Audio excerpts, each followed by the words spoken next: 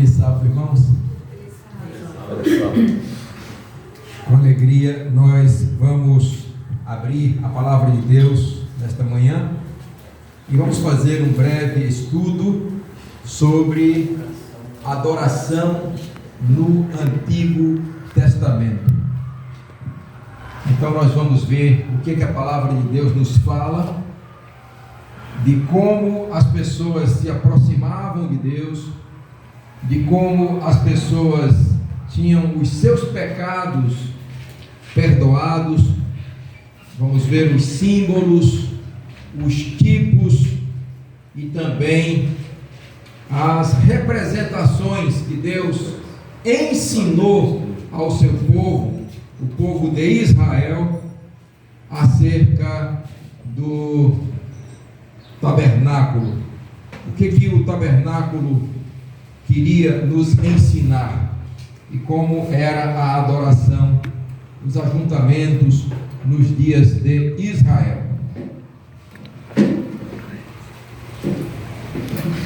Vamos abrir a Bíblia em Êxodo capítulo 25, verso 9. Êxodo capítulo 25, verso 9.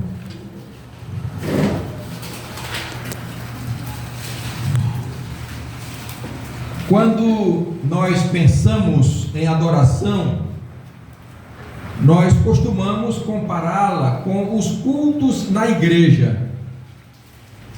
Esse é o pensamento que nos vem logo à mente.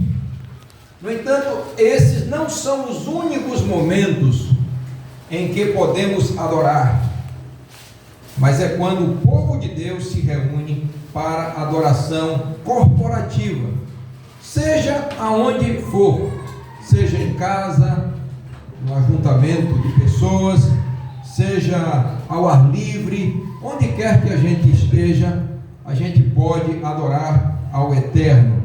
Inclusive Cristo disse à mulher lá no poço de Jacó que viria o tempo, e esse tempo já tinha chegado, em que, o que mesmo?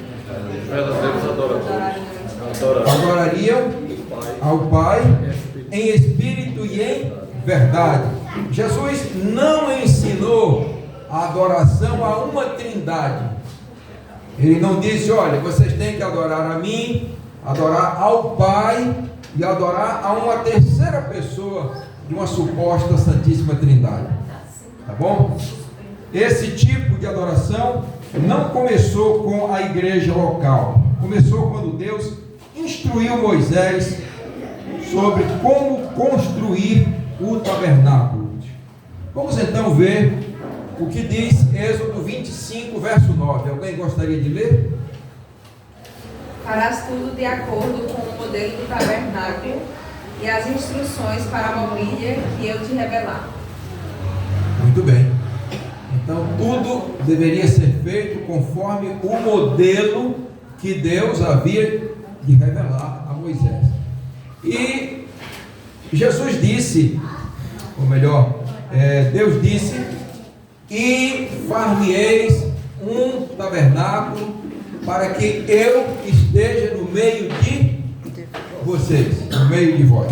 Não é? Então nós vamos ver essas instruções que nós temos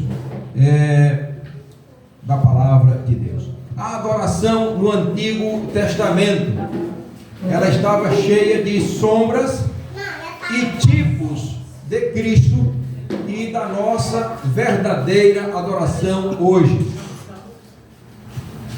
Vamos olhar uma série de coisas quanto ao culto do Antigo Testamento e ver o que eles têm a ver com a nossa adoração hoje. Primeiro, vamos olhar para o tabernáculo e em seguida para as várias ofertas que eram oferecidas. A adoração no tabernáculo, ela foi projetada para mostrar ao pecador como ele poderia se aproximar de um Deus santo. Inclusive no tabernáculo existia em uma das suas divisões nós tínhamos o átrio, né, o pátio, nós tínhamos o lugar santo e tínhamos o lugar santíssimo, o santo dos santos. E lá nesse compartimento bem reservado estava a Arca da Aliança, né? E sobre a Arca da Aliança havia uma outra peça chamada propiciatório, que tinha a ver com propiciação, com essa ação de Deus por nós, mediante Cristo.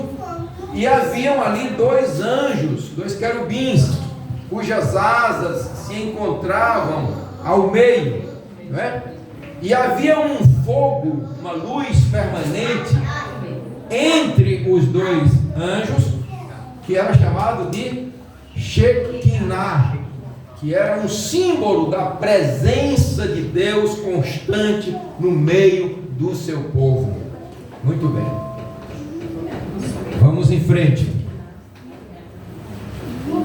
A oferta que normalmente se apresentava era um cordeirinho, não é? Então, a oferta em um ato de adoração, em um ato de adoração. Essa oferta, ela devia ser perfeita, ela era o que também? Voluntária, ela era sistemática, era algo por gratidão e também por adoração. Então, irmãos, esta oferta era um símbolo de Cristo, da justiça de Cristo. Nós não podemos nos apresentar diante de Deus com a nossa própria justiça. É preciso que estejamos revestidos com a justiça de Cristo. E a oferta que o Eterno aceita é uma oferta que seja revestida com a justiça de Cristo.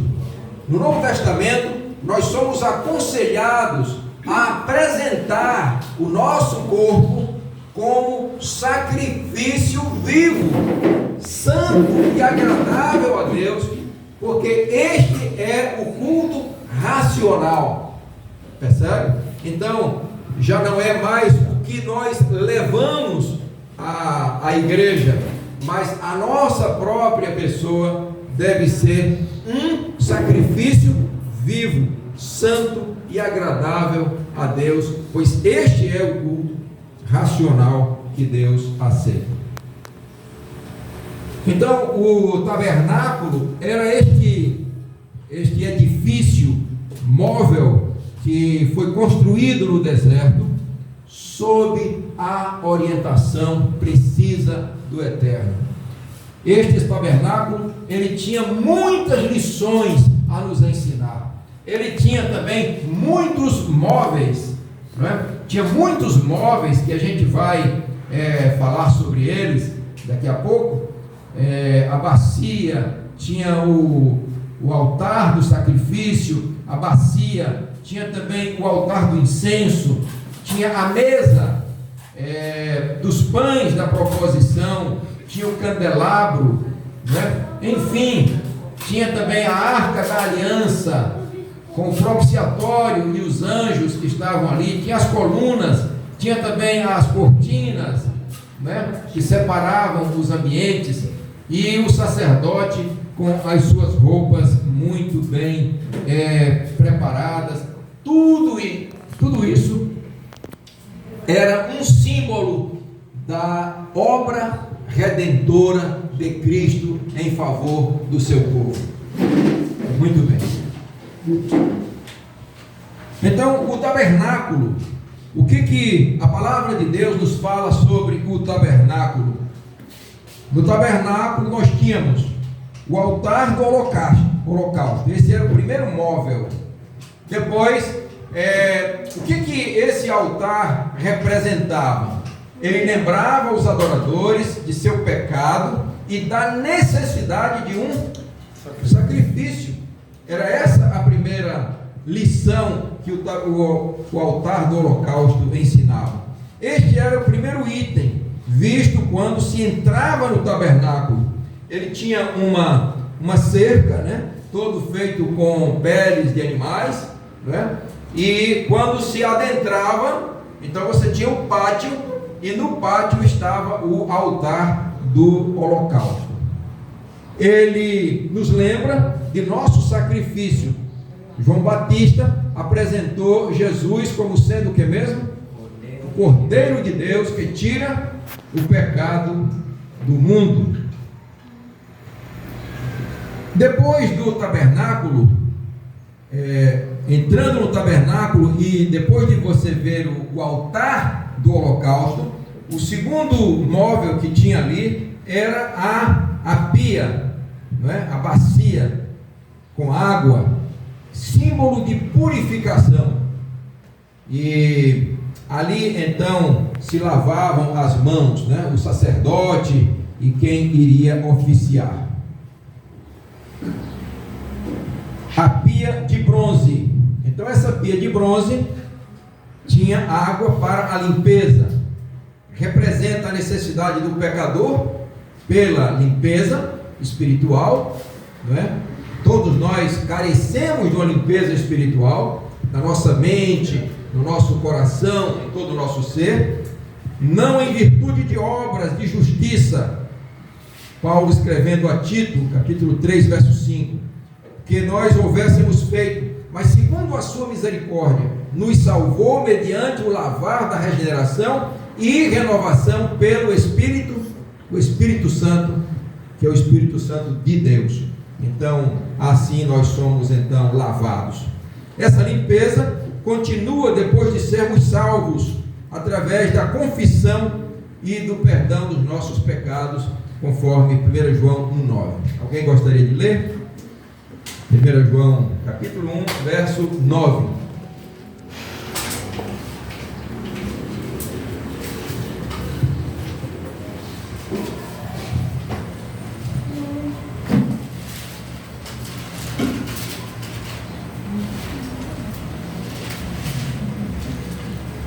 Se confessarmos os nossos pecados, Ele é fiel e justo para nos perdoar os pecados e nos purificar de toda injustiça. Então é preciso que haja confissão dos nossos pecados, e então Jesus Cristo, Ele é fiel e justo para nos perdoar, porque foi Ele quem deu a sua vida na cruz do Calvário pela nossa salvação.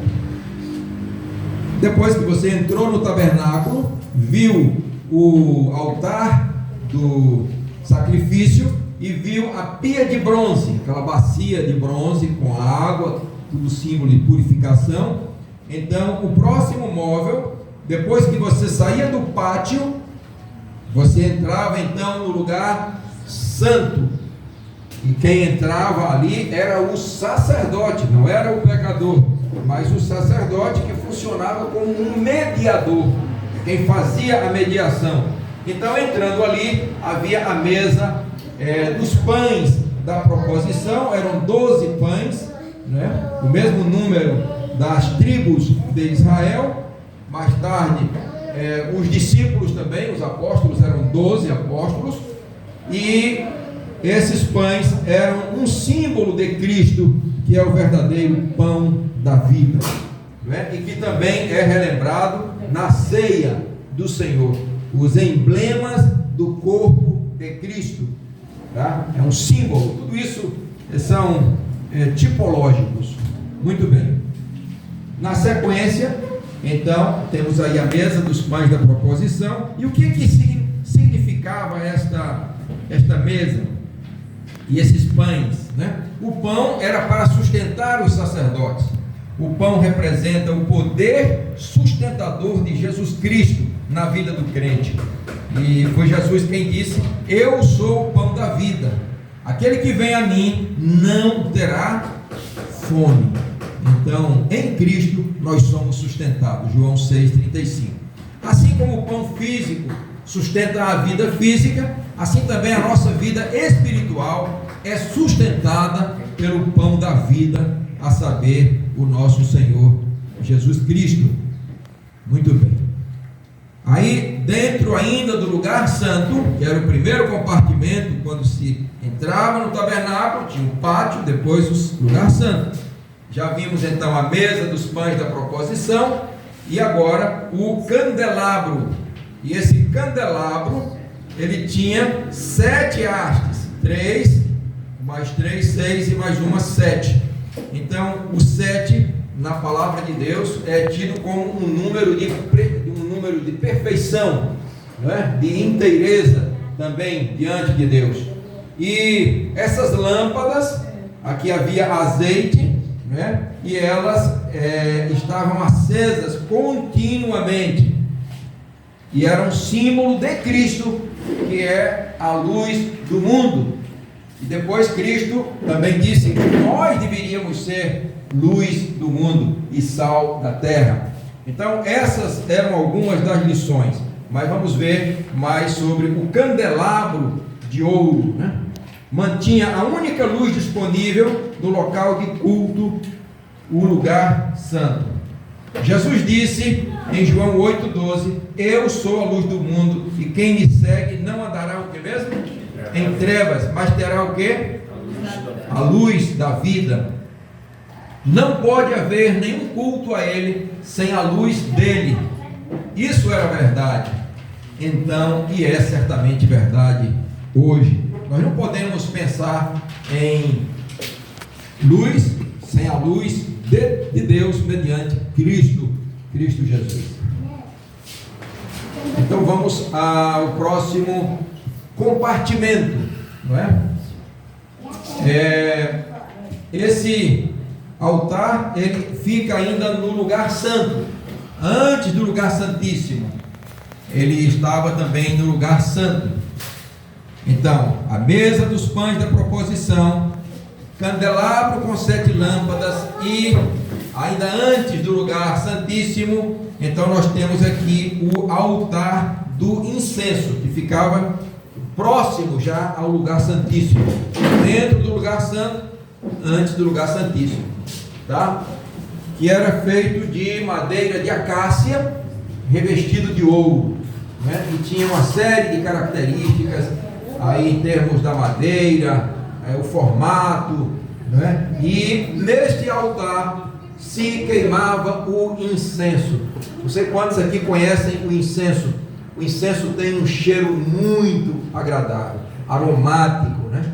E há pessoas que usam isso em ambientes, né, impróprios aí, hein? Usa até Centros de macumba o pessoal usa, né? Tem algumas casas espíritas que as pessoas gostam de usar. A igreja católica ainda usa também. Hein? A igreja católica Usa. Pois é, mas originalmente lá no Antigo Testamento o incenso ele estava neste altar, e que representa a oração dos santos ao Eterno e a mediação que é feita por Cristo Jesus.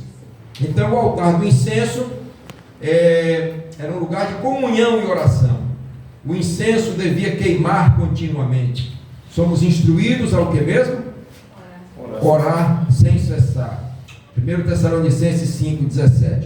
E Davi disse: suba a minha oração diante de ti como incenso. Então vejam os símbolos lá no Antigo Testamento, né? E que são úteis hoje e sempre. Salmo 141, verso 2. A oração nos leva à comunhão mais próxima possível com o Pai no céu. Muito bem. Então, saímos do pátio, depois entramos no lugar santo. No pátio, recordando, nós tínhamos lá o altar do sacrifício, a pia de bronze com água para lavagem, né, para purificação, pureza. Depois que entrava no lugar santo, nós tínhamos 3 móveis. Quais eram? A mesa com os pães da proposição, o candelabro com 7 lâmpadas continuamente acesas, e tínhamos o incenso, o altar de incenso. Muito bem, cada um com o seu símbolo. Entrando agora, passando as cortinas, né? A cortina, o véu que separava o lugar santo do lugar santíssimo. Então nós tínhamos a Arca da Aliança, que é esse móvel aqui, irmãos. Olha, a Arca da Aliança, um objeto sagradíssimo, porque havia uma luz aqui entre esses dois querubins, cujas asas se encontravam no centro. Essa luz aqui era a luz de Deus, Existe até um hino muito bonito sobre a derrama a tua Shekinah, a sua luz, o seu poder, o teu espírito, não é? Então, esta luz era um símbolo da presença constante de Deus. Dentro, aqui ficava no propiciatório. Esse propiciatório era esse móvel que ficava acima da arca, era a tampa da arca, o propiciatório, que tem a ver com propiciação. E é Cristo quem faz a propiciação pelos nossos pecados. Então, Cristo, ele é propício a nós pecadores. Ou seja, nós não merecemos, mas Cristo é propício à nossa situação. E eu me lembro de um irmão querido, que já dorme há muitos anos, quando eu era menino, quando eu aceitei a Cristo aos 9 anos de idade. Era um homem consagrado, um homem de Deus, um homem pobre de bens desse mundo, mas rico de fé, rico de esperança. Ele vendia cachorro quente, todo dia ele saía da sua casa com seu carrinho e passava na frente da nossa casa e ia vender cachorro quente no centro de Juazeiro. Saía de Piranga para lá. Casado com a irmã Rosalina, morava ali na primeira rua da estação, a rua que nós morávamos. E o nome dele, Propício, irmão Propício. E isso lembra o propiciatório, que é uma palavra que tem a ver com ser propício, né? Ser clemente, ser benevolente, ser misericordioso, ser compassivo, bom, justo, mas com misericórdia. E dentro da arca nós tínhamos lá a vara de Arão que floresceu. Nós tínhamos um vasozinho com maná, que era um símbolo daquele alimento que Deus deu a Israel por 40 anos, e tínhamos também as tábuas de pedra escritas pelo dedo de Deus. Se os irmãos forem à internet vão ver, existem muitos vídeos, pessoas falando que encontraram a arca e que a arca apareceu. Deus é quem sabe onde essa arca está, né? Ou se já foi desfeita, Deus é quem sabe. Lá em São Paulo, lá no Texas. Tudo reproduzido, né?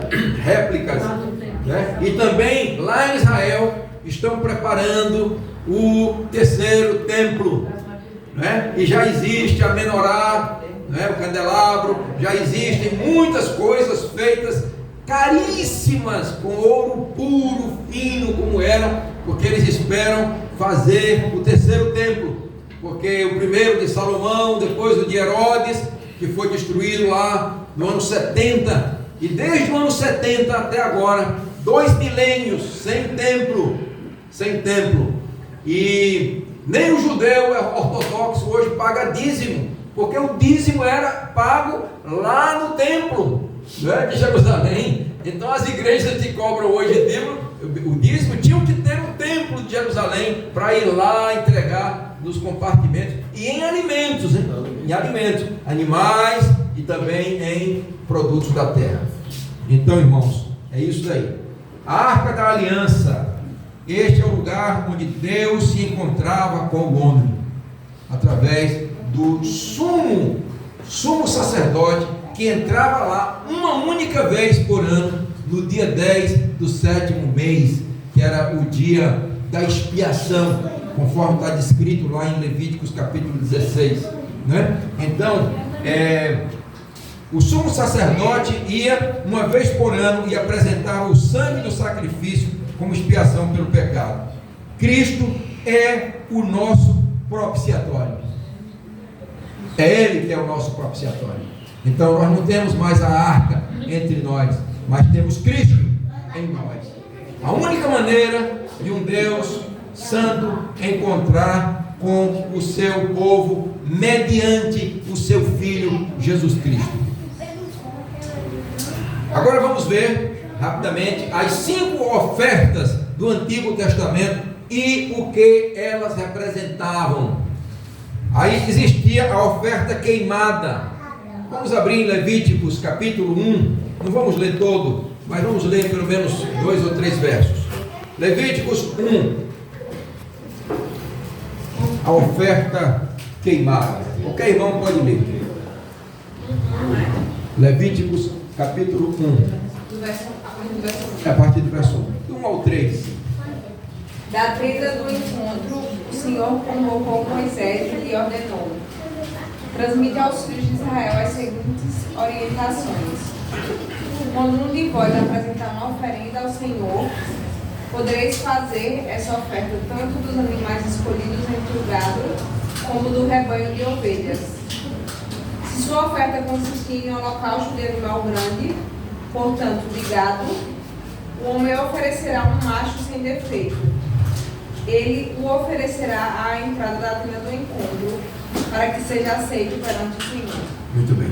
Então a pessoa ia à presença, lê de novo por bondade o verso 1. Da tenda do encontro, o Senhor convocou Moisés e lhe ordenou. É o verso 1. Verso 2. Transmite aos filhos de Israel as seguintes orientações. Quando um de vós apresentar uma oferenda ao Senhor, poderei fazer essa oferta tanto dos animais escolhidos entre o gado, como do rebanho de ovelhas. Muito bem. Então a pessoa ia fazer uma oferta ao Senhor, né? Então isso era algo muito significativo. Essa oferta representa a consagração total hoje da nossa vida ao Eterno. O adorador voluntariamente oferecia esta oferta e todo o animal que ele sacrificasse era consumido no altar. Tudo pertence a Deus e devemos estar dispostos a dar tudo a Ele. É o significado. O apóstolo Paulo se refere a isso como o que mesmo? Sacrifício vivo. Romanos 12, verso 1. Rogo-vos, pois, irmãos, pelas misericórdias de Deus, que apresenteis o vosso corpo como sacrifício vivo, santo e agradável a Deus, porque este é o vosso culto. Olha aí o culto racional, adoração, irmãos. Na medida em que eu e você consagramos a nossa vida ao Eterno, a nossa vida, o nosso sacrifício é um culto racional a Deus. Percebem? Não é só na hora que você vem a juntar-se com os outros, mas quando nós, no dia a dia, eu tenho vontade de comer uma certa comida, mas eu sei que essa comida me faz mal, prejudica o corpo que é santuário de Deus, mediante o seu Espírito, e eu digo, eu não vou comer. Por exemplo, eu gosto muito de queijo. Gosto muito de queijo. Quando eu morava em Minas, de maneira mal educada, eu comia 1 quilo de queijo por semana. É muito. É muito, cara. É muito. Tem pessoas que talvez comam num dia, mas eu comia por semana. Mas já era um absurdo. Era algo fora do normal. Mas depois que eu estudei e vi que o queijo tem muitas dificuldades, se vocês examinarem, vocês vão ver, em termos de o processo de fabrico, né, de preparo, bactérias que atuam, substâncias alergênicas que são produzidas durante o processo, prejudicam o corpo, prejudicam a imunidade, prejudicam o relacionamento com Deus. Então eu me abstenho. Eu tenho ido a restaurantes com grande variedade de queijo. Eu olho, tenho vontade, mas eu não como. Entende? Não como. E para mim isso não é muito problema. Mas é um sacrifício vivo. Você aí vê uma música, mas essa música linda, mas ela não agrada a Deus. Então a gente se retira dessa música. Companhias, olha, mas fulano, uma pessoa importante e tal, mas é uma pessoa que pode me afastar de Deus, então eu deixo essa companhia. Então, este é o sacrifício vivo que você e eu fazemos. E isto é um culto racional. Então, é esse culto racional que o apóstolo Paulo ele fala. A segunda oferta era a oferta de alimentos. Levíticos 2, de 1 a 16. Essa oferta era oferecida a Deus em gratidão por suas bênçãos sobre nós. Este deveria ser das primícias, as primeiras frutas. E Joás sabe disso, porque Joás tem coordenado essa parte lá do nosso refúgio, né? Dos plantios, e a gente tem visto frutos lindos já aparecendo: mandioca, abóbora, tomate cereja, algumas goiabas já estão sendo produzidas, banana, maçã já está sendo produzida, e amora, já tem alguns frutinhos de amora, e outros frutos que têm surgido ali, feijão de corda, milho já foi colhido de lá, não é? Cana de açúcar também já está produzindo cana de açúcar. Então, irmãos, das primícias, das primeiras, então isso deve ser oferecido a Deus. Esta oferta ilustra a importância de retribuir a Deus com um coração de gratidão pela vida que Ele nos deu. Então isso é maravilhoso. Isso é maravilhoso. A terceira oferta, são 5. A oferta de sacrifício pacífico. Levíticos 3, de 1 a 17. Esta oferta deveria ser colocada sobre as cinzas do holocausto. Ela repousava sobre o trabalho do sacrifício feito anteriormente.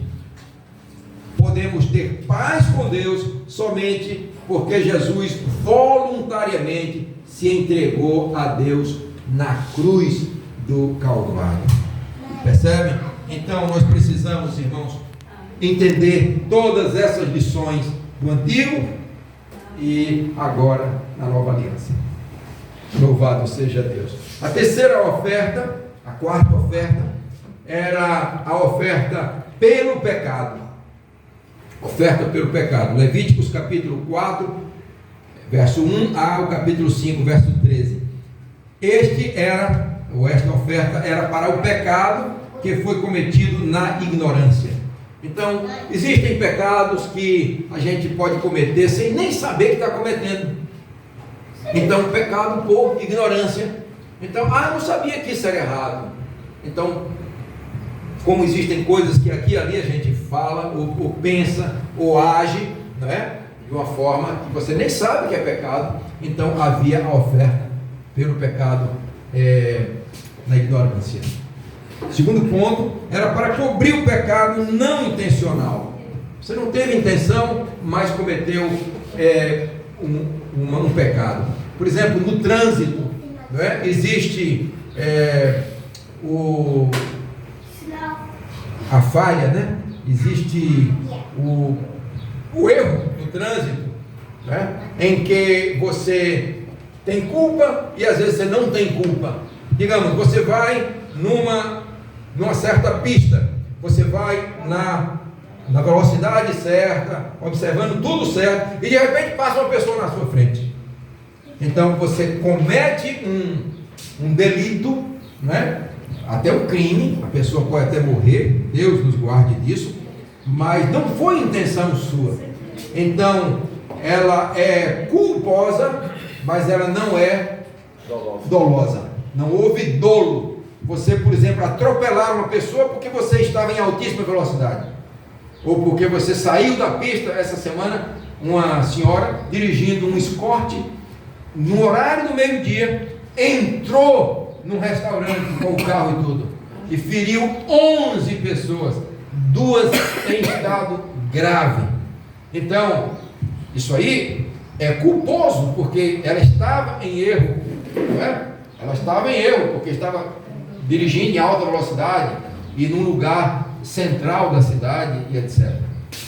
Então, irmãos, quando nos aproximamos de Deus, precisamos ser lembrados de que, na melhor das hipóteses, nós ainda somos pecadores diante de Deus, todos nós, e que a nossa única base para a aproximação é ser lavado pela justiça de Cristo. Sem isso, ninguém pode se apresentar diante de Deus.